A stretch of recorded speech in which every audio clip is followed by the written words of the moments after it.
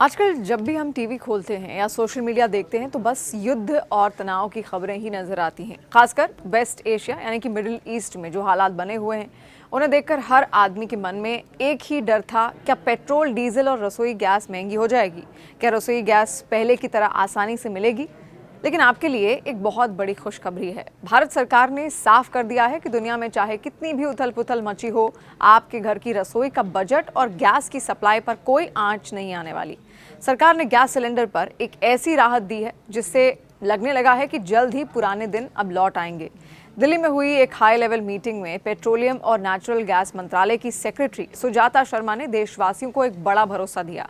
उन्होंने बताया कि सरकार ने डोमेस्टिक एलपीजी कि प्रोडक्शन को काफ़ी ज़्यादा बढ़ा दिया है ताकि बाहरी देशों के संकट का असर हमारे देश के आम आदमी की जेब पर ना पड़े।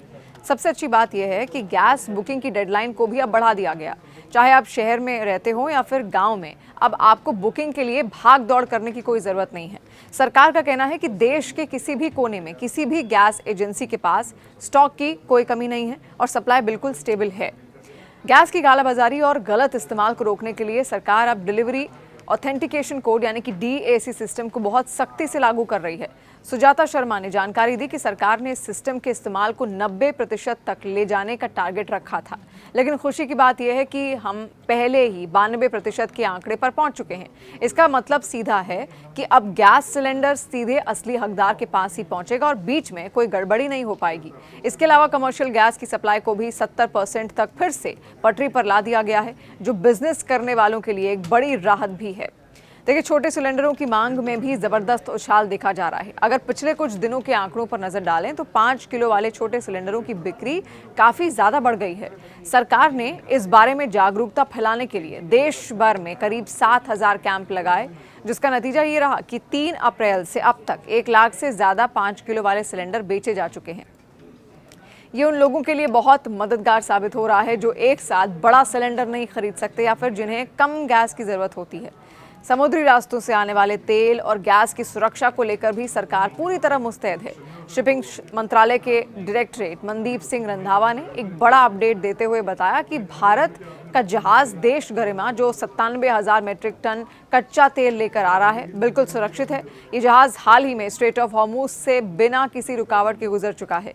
हालांकि पिछले 48 घंटों में उस इलाके में गोलीबारी की कुछ घटनाएं भी देखी गई, जिसमें भारत के 2 जहाज सनमार हेरल्ड और जग अर्णव भी आसपास थे। लेकिन अच्छी बात यह है कि किसी भी क्रू मेंबर में उनको कोई चोट नहीं आई है, सब सुरक्षित हैं।